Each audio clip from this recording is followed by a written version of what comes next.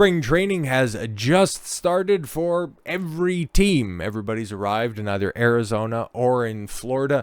There's still, for whatever reason, at least at time of recording, major free agent players, prominent free agent players, looking specifically at Blake Snell over there, like he's the reigning NL Cy Young champion, and he can't find work. Funny. It's almost like we've heard that story before, because there is prominent talent out there. There are guys that can contribute at that level, being blackballed from the industry for no good reason at all whatsoever. And you know who I'm talking about? Somebody I've been talking about since 2021, and that is Trevor Bauer. And the fact that, yeah, he wants back into the majors, because guess what? He can contribute at the major league level. Hell, he can dominate at the major league level. He is, in fact, a former Cy Young champion. Does have some of the filthiest stuff in the entire league. He did nothing wrong. He was set up, and now he's continuing to get punished while Lindsey goddamn Hill continues to walk free. It's egregious state of affairs, but I digress. Clayton Kershaw did not survive the first inning of his postseason start. Bobby Miller did not survive the second inning of his start. Lance Lynn did not survive third inning of a start. The Dodgers went 3-0 in the playoffs. Not even 10 minutes later, one of Trevor Bauer's agents spoke up on social media. Love it or hate it. Starting pitching in the postseason is arguably the most important piece to have. Yes, exactly. Subtle.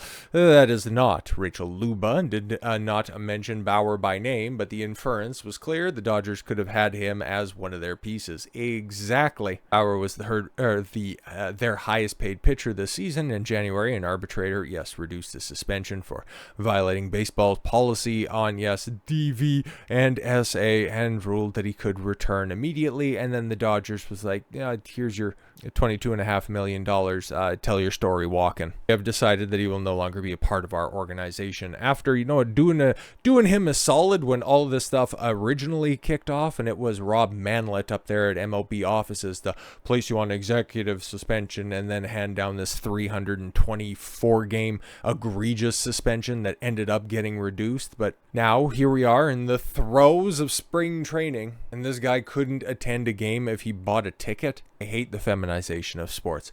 I hate the fact that a guy is presumed guilty until he goes above and beyond to prove himself innocent. But I think we're starting to see a crack in this fortified metoo dam, and unfortunately, at least for right now, it's not for Trevor Bauer. And I will be doing a video the moment that this guy gets signed anywhere, because I want to see somebody do right by him, kind of like how the Kansas City Chiefs ended up doing right by somebody who is obviously and completely lied on in the exact same vein as Trevor Bauer.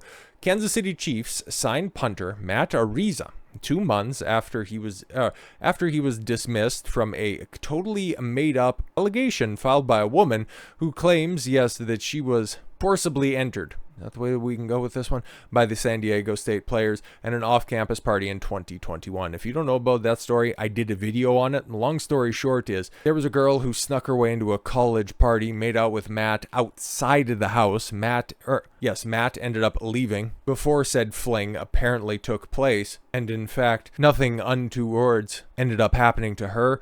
That was just her not accepting responsibility for her actions. Okay, after she got caught being underage and drinking and attending a university party, ended up falling back on, oh no, I was, bad things happened to me.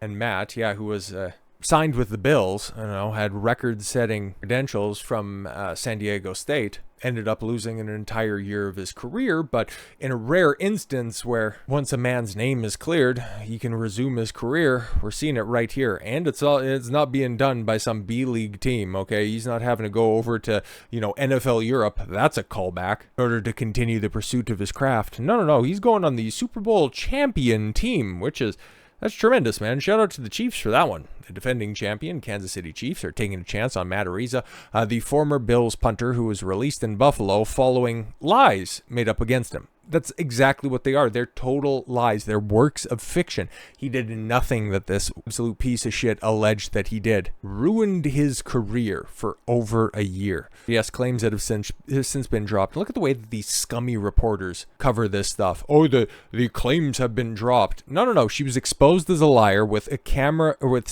security camera footage with corroborating testimony of other people at the party. But no, it's claims that have been dropped. Go to hell. The Chiefs announced Araiza's signing on Thursday, although contract details have not been revealed. Araiza reacted to the news through his agency's social media accounts, writing, "I am proud and honored to sign a contract with the Chiefs. I am thrilled to be able to continue my NFL career. I want to thank my family, who have been my rock, and many friends who have been unwavering in their support." You'll love to hear it. In December, Araiza was dropped from the lawsuit filed by a woman who lied about a bunch of guys, university football players at San Diego State University in 2021. The woman agreed to dismiss Araiza from the lawsuit she filed last year. Oh, she agreed. Okay. When Araiza agreed to dismiss his defamation countersuit. Oh, yeah, right. And then he got to tell his side of the story. That was the terms of the dismissal, by the way. Araiza will likely compete for the Chiefs punting job with 2023 starter Tommy Townsend's contract expiring earlier this month.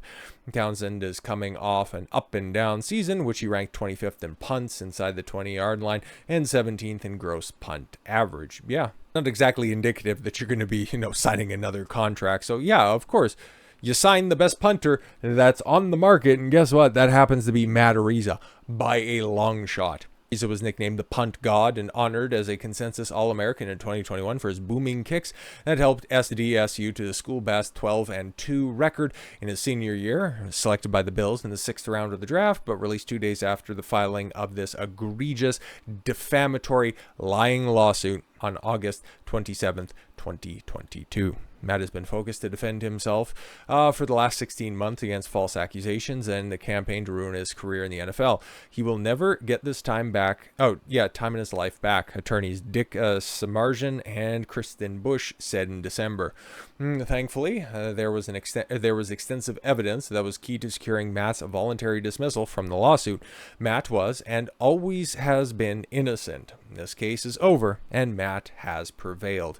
Araiza said in December that the ordeal changed me a lot and that he wants another shot at the NFL. Yeah, exactly, because he did nothing wrong. My name, my reputation. This will be tied to me forever, and it won't go away.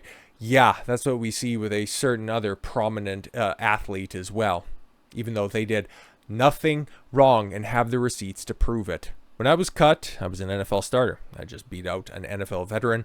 I was on a 4-year contract, and that won't be handed back to me. No one in the NFL is going to go, "Here's your job that you once had." So, working to regain where I was is my primary goal right now, Araiza said. "I'm confident that I will be able to regain my NFL career, wherever that is. I believe it's more of a when, not an if." Fantastic. Defamation lawsuit against the woman, described in court documents only as Jane Doe, was legally baseless, but her first legal bill topped $20,000 and simply cannot afford to defend herself. Aw, sucks to suck, you lying whore. Her attorney, Dan Gillian, said in a statement reported by the San Diego Union Tribune. Plus, she has been beat down by Araiza's PR campaign. Yeah, his PR campaign, it includes the likes of evidence of the truth, evidence of the facts as they played out on video cameras. Oh, the testimony of corroborating people at the party that you allege that these horrendous acts happened. Interesting. Yeah, and she's frankly over it. Yeah, she's so over this horrific act that she alleged that happened that, the PR campaign beat me down. I just want to get over this. A lawsuit against the 4 other San Diego State University players will continue. Yeah, because they didn't end up getting into the NFL and losing a job like Araiza did.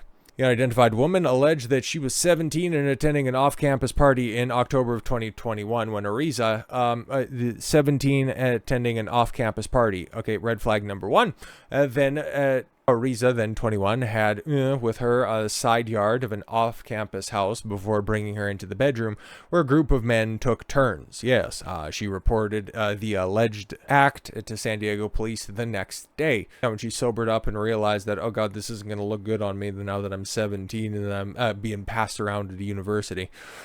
Araiza has said he stayed in the backyard, never entered the home during the party, and they left nearly a half hour before the alleged event event occurred, which, yeah, is corroborated by, you guessed it, video evidence. After an hour and a half, the teen stumbled out of the room, bloody and crying, according to the complaint. Her nose, belly button, and ear piercings had allegedly been pulled out, even though those facts were not in evidence.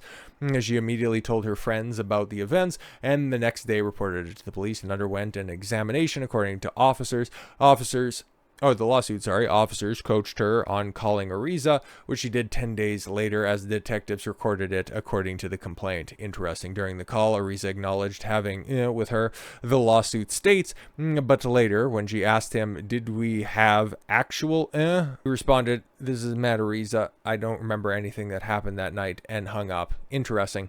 Before getting off the phone, Araiza told her doe to get tested for the clap, according to the filing. Hey, always a gentleman, right? But it's so funny the way that the media wants to continue to further these metoo claims, these baseless allegations. It's always for the furtherance. There we go. The furtherance of the feelings of a woman, not for the facts, not for the fact that multiple men, multiple high-profile, talented individuals ended up having their careers ruined, all because they either wanted to secure a bag or felt bad what they did the previous night. It's absolutely reprehensible behavior, and until there's tangible punishments, these types of actions, it's unfortunately going to continue. So shout out to Matt Araiza for getting a second crack at the NFL. And for God's sakes, man, Trevor Bauer deserves to be in the MLB. I look forward to when that day does roll around. So with all that said, thank you all very much for the gift of your time. I've been Don Consuelo. I want you to follow your gut and get after it. Take care, everyone.